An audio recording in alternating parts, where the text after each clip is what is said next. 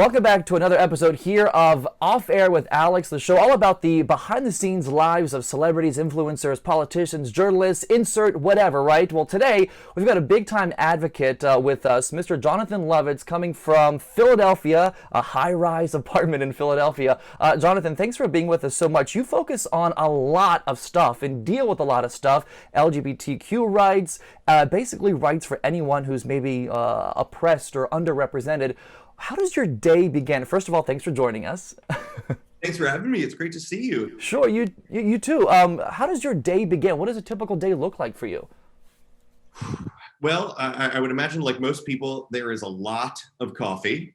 And I get up fairly early. I begin scouring the news. I take a lot of quiet time to kind of get my head around what's coming up during the day.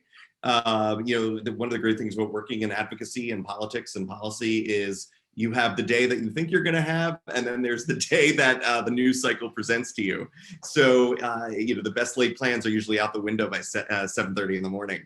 But it's great, and also try to get a little workout in, try to have some me time, write a little, read a little, do something for my brain, and then hit the ground running. I love a packed day. And what's great is too, especially in the world of COVID, without some of the time lost with the amount of travel that I normally do, I'm able to do a bit more volunteering. So keeping busy with some boards of directors that I'm on, some great organizations that I support here in Philly and around the Commonwealth. It's great. I love that. And let's talk about hitting the ground running. Let's start with what your main big time title is. It's the Senior Vice President of the National LGBT Chamber of Commerce. Has I got that right?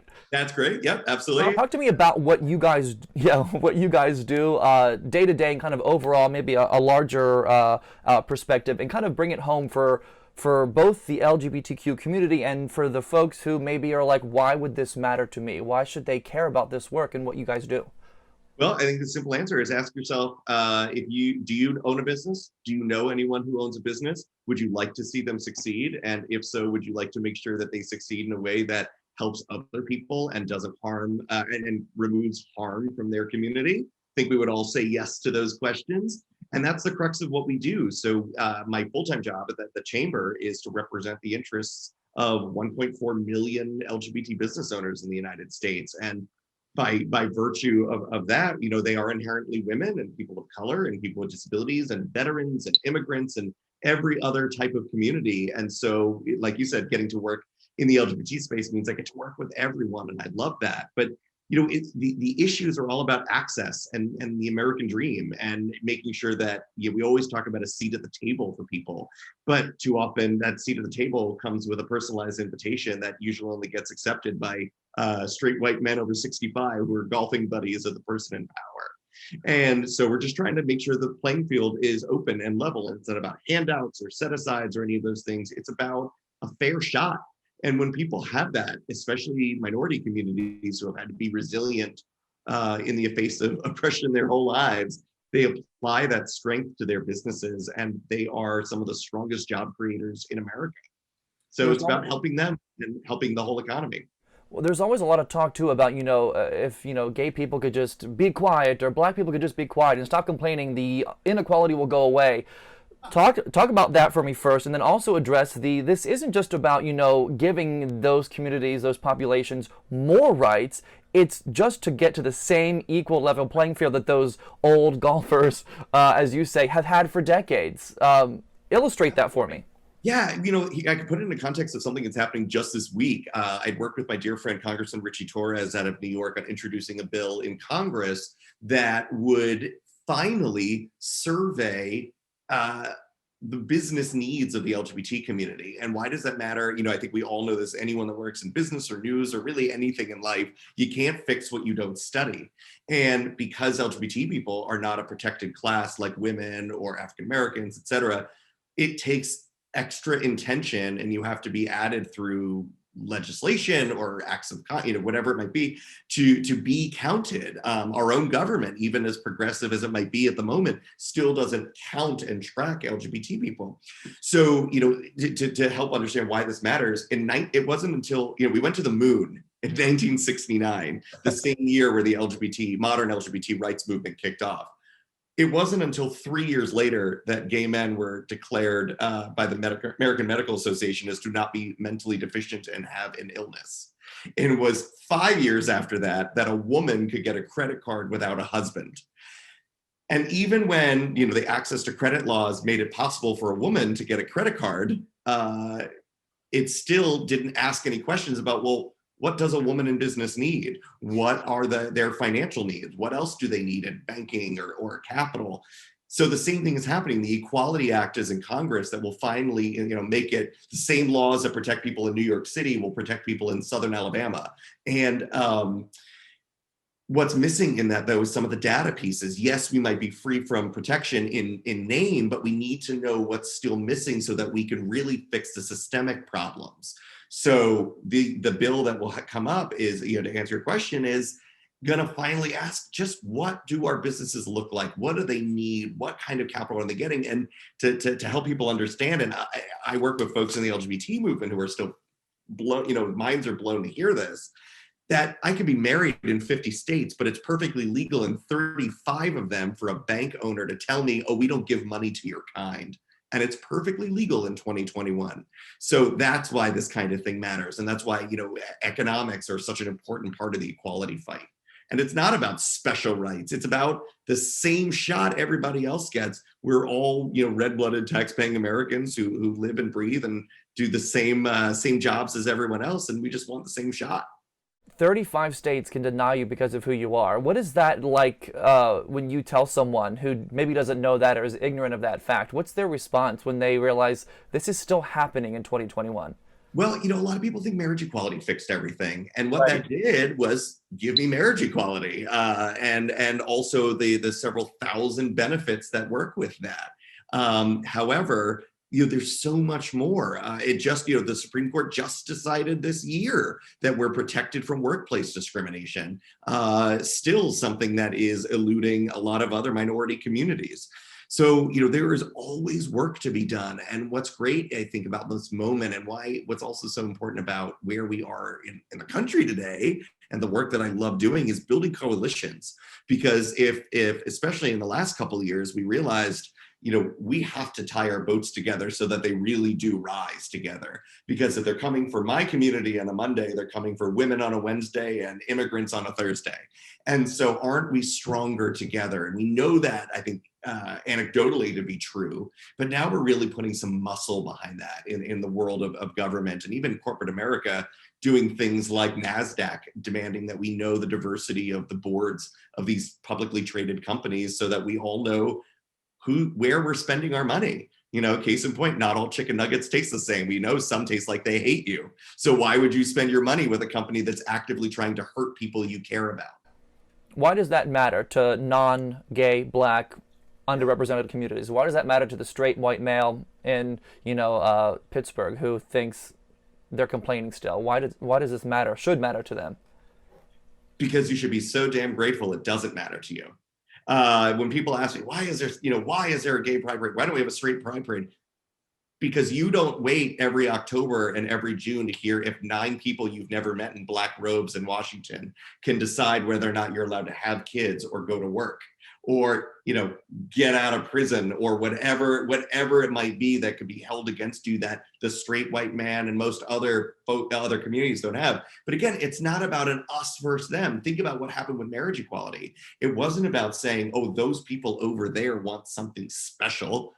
They just, the issue was won because we made it personal. We realized that what do people want? Love, respect, families, community, the same thing any of us want. And whether you're religious or not, it's what you're brought up believing is a good thing, to let people love and be in relationships that express that. So that's why it matters, because we are all, as a report from Gallup just told us a couple days ago, Gen Z, the youngins among us, are upwards of like 16% non-straight. Wow. They're identifying in all other kinds of ways. And so they are your kid. They are your kids' friends. They are your nieces and nephews and your neighbors and your employees, for crying out loud. So why wouldn't you want them to be well taken care of and treated just like everybody else? And they've always been there, and I think it's really great that they're finally comfortable to finally identify publicly, which is so great to hear. Let's move away from the activism stuff so much as the bring it to COVID crisis with businesses in general, specifically the LGBTQ commerce businesses you deal with, or chamber businesses you deal with. What are some things that they're up against that maybe is different or unique, and what are some things you do day to day to better this behind the scenes? It's been the best. All things in LGBT life, as I was just saying, we landed on the moon before we had some even basic civil rights protections for women, let alone LGBT people. So we're always sort of working a foot forward and a foot back. And what is astonishing about the businesses that have come through COVID is their resilience. So many pivoted, and I think we've all heard a million stories about businesses who had creative pivots. But the ones that pivoted and helped other businesses succeed are so incredible. I think about the lesbian-owned distillery company in DC that pivoted to create a hospital sanitation cleaner because there was a shortage in the area. We had refrigerated trucking companies, this lesbian-owned trucking company out of the Midwest, who did shipping for, the Walmarts and Targets of the world, who donated her trucks so hospitals had the ability to protect both people and now COVID vaccines. So, people are getting creative. And what's amazing just inherently about LGBT businesses is we care about paying it forward to others. And that's true of minority businesses in general in the United States. Women-owned, minority-owned, LGBT-owned, veteran-owned companies are upwards of 4 times more likely to hire minorities and to procure from them for their supply chain. So they give back, they climb that ladder and reach down and pull others up with them. So, once again, they answer the question, why does this matter to someone who's not affected by that? Because when they do better, you do better. Because when more people are working and more people are getting healthcare and more people are traveling and spending money in communities, everyone does better. School systems have more funds when there's more tax revenue for more successful businesses. And we know minority-owned businesses are more successful when given a chance. I love that. There's so much that goes into making something successful. I would be so overwhelmed, I think, behind the scenes doing what you do. Talk to me also, too, about how you decide what topics to take on. I know you mentioned that legislation with Mr. Torres. What are some things that you like to focus and kind of hone in on? How do you pick what you tackle, I guess? Well, what's really great about the angle that the chamber works in and the issues that I care so much about is leveraging, economics to make a difference. And I say that because even some of as easy as you might think it's been to get LGBT laws passed in places like New York City or LA or San Francisco, I've actually had an even easier time in places like Nashville and Louisville and Tampa, Florida, places not always known for being necessarily the most progressive. But why is that? Because even the most conservative legislator knows that when more people are creating more jobs, everyone wins. Yeah. So red and blue, or red or blue, everybody sees green, and that simplifies things, but it also gets to the point of one of the first major state laws passed to help LGBT, disability, and veteran-owned businesses was passed by a Republican governor who said, this is not about social justice. It is to those communities, but to me, as the person who's responsible for the economy of my state, I have to say we must be open to everyone, or we just don't get enough goods, services, and people moving here to create jobs.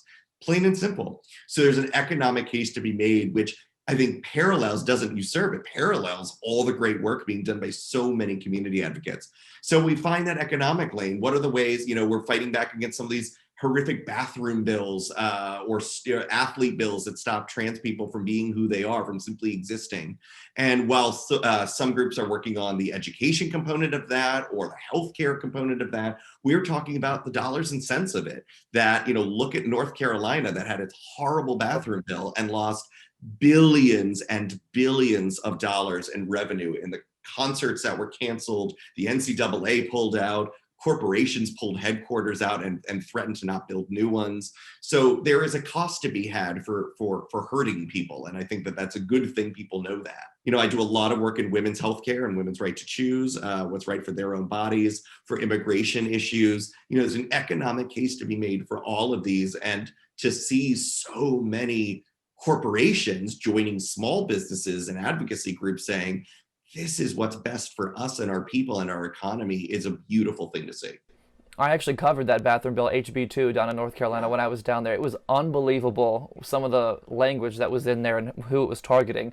Talk to me whenever you are kind of looking up policy or dealing with legislation and that kind of stuff, and it finally does, become successful and make a change.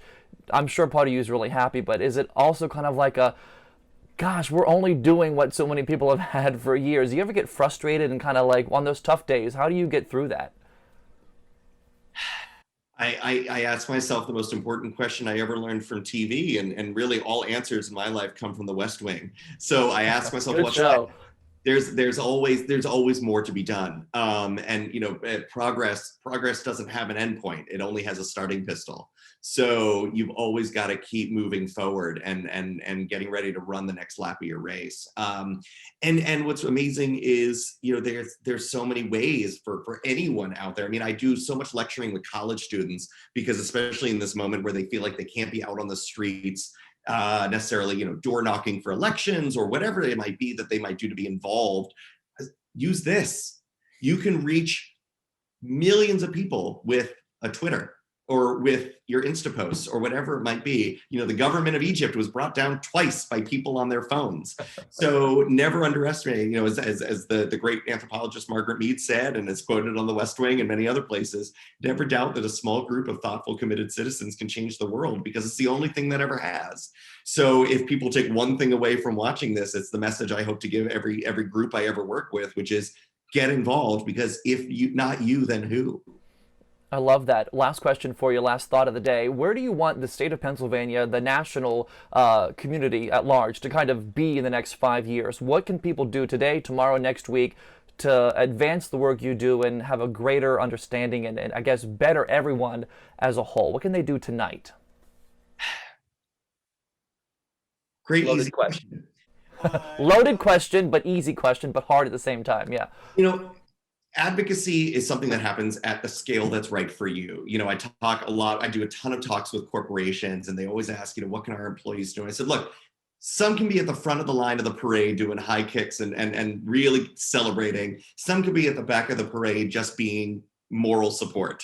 And some can be right in the middle doing a little bit of the work, a little bit of the play, and saying, I'm here in solidarity. But no matter what, to be an ally now in 2021, whether it's to support a Black Lives Matter, to support women, to support immigrants, LGBTQ people, people with disabilities, you name it, our troops, our police, whatever it might be, to be an ally is a verb now. You must be active. You have to be informed, and you've never had an easier time finding the information you need about how to get involved. Right. Everything has a text to support or a QR code so you can find that information.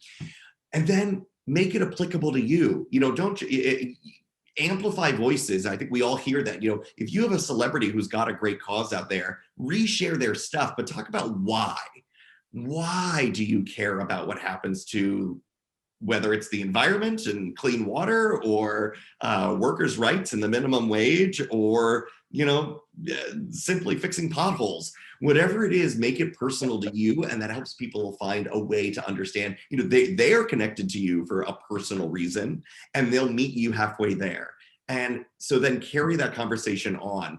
Turn that passion into action by getting involved. It can be as simple as signing a petition, can be as involved as running for office, and anything in between. I think that's, we don't have an excuse to wait out anymore. There's the great quote, service is the price we pay for life on this planet. And get to work, everybody. We can make a difference. I love that. I think the pothole one especially will do well in Pennsylvania. You've seen the roads here, right? Come on. And Pennsylvania, on a personal level, as someone who, I live in Philadelphia, a place where if I'm in my city limits, my county limits, I am as protected as the next person.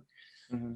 But if I venture one county over, my zip code could easily get me kicked out of my house, get me fired from my job, deny me my health care and anything else. So until all 67 counties in Pennsylvania are unified under state and hopefully federal non-discrimination protections, and not just for LGBT people, for every community, excuse me, we're never going to be one Commonwealth.